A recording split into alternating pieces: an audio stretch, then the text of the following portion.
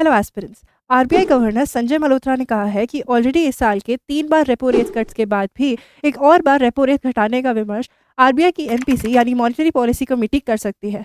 अब एमपीसी जो है वो दो फैक्टर कंसिडर करती है रेपो रेट डिसाइड करने में, जिसमें प्राइमरी है प्राइस स्टेबिलिटी यानी इन्फ्लेशन जो 2 से 6% की रेंज में रहना चाहिए, और अगर प्राइस स्टेबल है तो फिर इकोनॉमिक ग्रोथ की गोल्स को कंसिडर किया जाता है। अब नंबर्स की बात कर लेते हैं। आरबीआई को उम्मीद है कि इस साल इन्फ्लेशन 3.7% से नीचे ही रहेगा।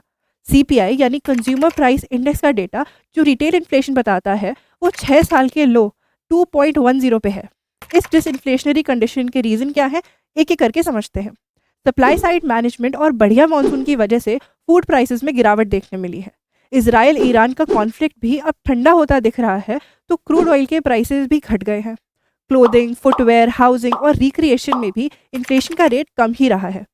अब दूसरा फैक्टर जो ग्रोथ का है वो भी स्टेडी पेस पर ही आ गया है। ऐसे में एक न्यूट्रल सिचुएशन बनी हुई है जिसमें इन्फ्लेशन और ग्रोथ को बैलेंस करने की ज़रूरत है। आगे आने वाले टाइम में इन्फ्लेशन और ग्रोथ लो ही रहे तो पॉलिसी रेट यानी रेपो रेट, जिसको जून में ही घटाकर 5.5% किया था, वो फिर कट किया जा सकता है। फरवरी से 3 बार में टोटल 100 बेसिस पॉइंट्स कम किए जा चुके हैं।